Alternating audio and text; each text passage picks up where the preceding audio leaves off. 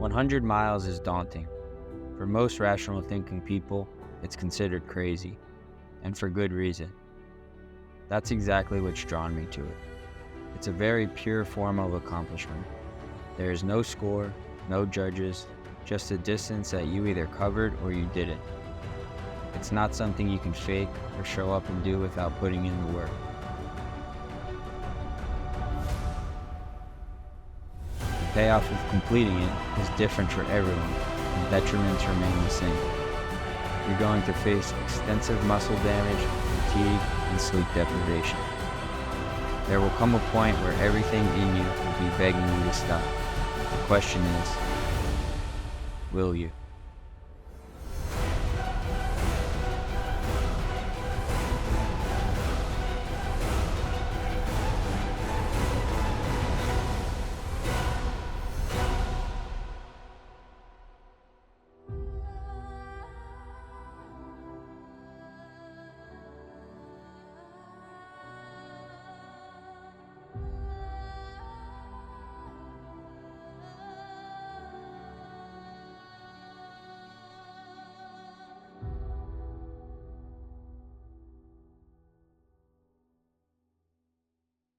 Look at this. This is Buxton on Cape Hatteras after a weekend of storms and another low pressure system on the way. Sandbags line the beach in an effort to protect the homes on the shore. The surf coming up under those houses on stilts. And people living there are bracing for more tomorrow with a high tide in the morning and another low pressure system on the way. Meteorologist Mike Mays stepping in now. Mike, these guys are going to get the brunt of it tomorrow. Oh, yeah. It's just a hallmark of climate change, sea level rise. And whenever we get like a northeast to east fetch. The 2024 Blackbeard's Revenge 100 ran in the Outer Banks of North Carolina from the city of Corolla to the Mark Bass Knight Bridge and back again. 50 miles out and 50 miles back, much of it against the pouring rain, freezing temperatures, and strong headwinds. I took off with the rest of the pack at 5:30 a.m. in the pitch black. The rain had already began to downpour. Almost instantly I was soaked, running with waterlogged shoes through puddles and getting splashed on by each passing car. I have spent many summers vacationing in this town, and in years past, if I was up at this hour, I was nursing a brutal hangover, but today presented a different challenge.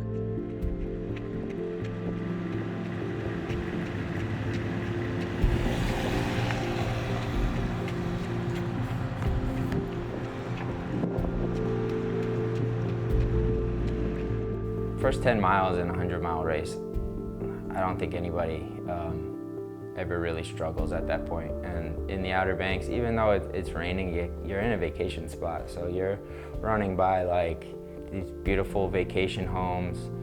The sun's starting to come up, so you're getting a little bit of warmth. Your spirits are lifting just from the sun coming up alone. Nothing's going wrong in the first 10 miles. You're on pace, you're around people, and your adrenaline's so high you can't really feel any of the elements in the beginning.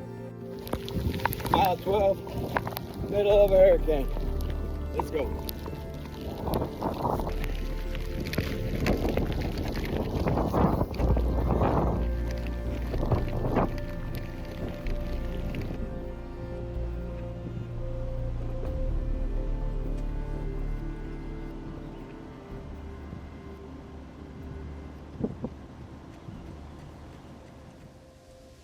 The headwinds were so strong, and they weren't even at their peak at mile 25, but the headwinds were pushing so hard into you that you had to push forward. Like you had to completely lean your body forward at some points to even start making progress. And you know, you start looking down at your watch and you're like, well, I'm 30 seconds behind pace. Then the wind picks up a little faster and you're like, well, now I'm 2 minutes behind pace.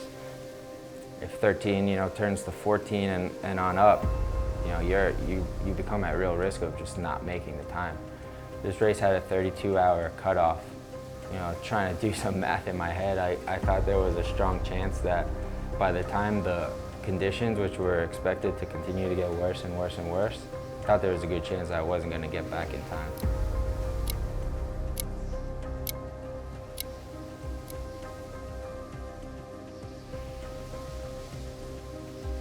By about mile 40, I remember I pulled into an aid station. That was the first time I felt that like a major physical breakdown. I remember just like I had to start doing a run-walk cadence, which was a lot earlier in the game than I wanted to. I was on this run-walk cadence until the halfway point. What was really cool about the halfway point of this race was there's a bridge, and it's 2 miles long, and by the time I got to that bridge, the weather, in the day portion, that's as bad as the weather got. Dead birds all over this bridge. The wind was swirling. There were cars whipping up and down the bridge. It was pouring rain. It's in that moment that like really asked you, how bad do you really want to be here?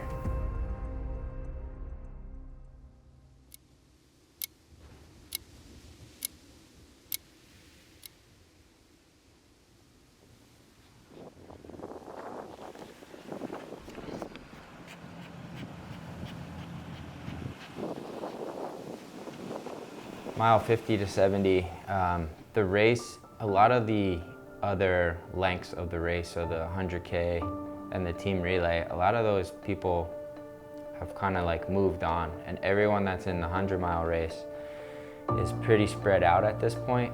Those first feelings of like loneliness start to kick in. Like you're now running alone. Around mile 60 is when the sun started to go down, so you're alone, the temperature starts to drop, the sunlight's going away, and you know you're gonna be in for the night. And knowing the forecast for this specific day, that it was gonna get to freezing temperatures, you start to realize it's gonna be a lot worse than you thought it was. My dad was the solo crew for this. In the past, I have multiple family members come to these races. I found myself really wanting to do it for my dad. It was a one-man show, and he did amazing, you know. So he's someone I never really even saw like sit down on the couch when I was a kid. It's like he's a super hardworking guy. Like there's someone even to this day like he can't rest. So I wanted to do it for him too. I wanted to complete the race for my dad.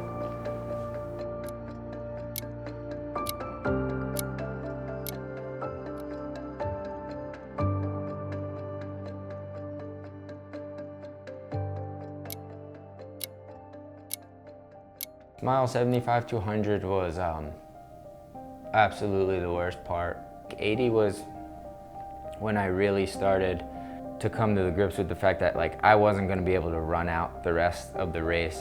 I knew the end was coming for me, and I thought that the end for me was going to be before the end of the race, which means I would start my death march a little earlier. And death march is when, you know, there's no more running. You're literally just trucking, and every step is everything you have to get to that finish line. So when you can't run anymore, metaphorically, a lot of times we quit and forget that like just because you can't run, you can still walk. There's always a second option, and you never know, like just because you can't do something the way that somebody else can, or to the way you think you can maximize your own potential, like you always have a fallback. You can always keep going. It's always one foot in the front of the other.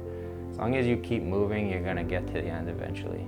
I can't ever remember being in a place mentally in my entire life than those last 10 miles of the race. I pride myself completely on mental strength. I always rely on that, one foot in front of the other. There's people riding up and down the road checking on you to make sure you're okay, and you have to think too, as you're coming close to the end of the time, like, does it matter to me to be in the record books? Like, do I need this to be on record? Like, if I don't make the time, will I still continue to go? 112 people started the race at 5:30 a.m. on March 23rd, 2024, and just 60 would make it across the finish line. It was the highest attrition rate in the race's history. 100 miles was an affirmation of a recurrent fallacy for me, that I'll be content upon completion of a glorified goal. The truth is, the satisfaction associated with accomplishment is fleeting. And while accomplishments are great for our resume, they often tell the story of who we once were, not who we are. In a way, they give us an excuse to stop pushing, We've done that, so why go back? This effort reminded me that what I'm after is not a title or check mark next to a rare athletic feat, but to develop a consistent behavior of someone who never stops. Someone who earns it every day and doesn't coast off past achievement. A dynamic resume builder whose work experience speaks to who they are, not who they used to be. That even after the stresses of our hectic, busy lives deplete our energy and all you want to do is rest, you still hit the pavement to seek discomfort. To say I did things that scared me, I lived on the edge of my capabilities, and I wasn't afraid to leave my comfort zone.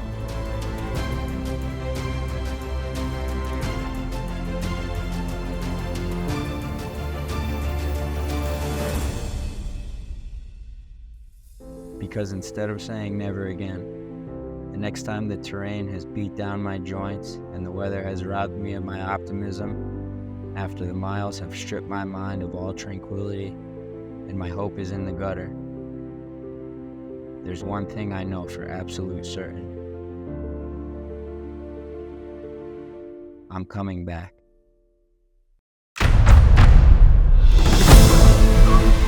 Finishing the 100-mile Blackbeard's Revenge 2024 Ultra.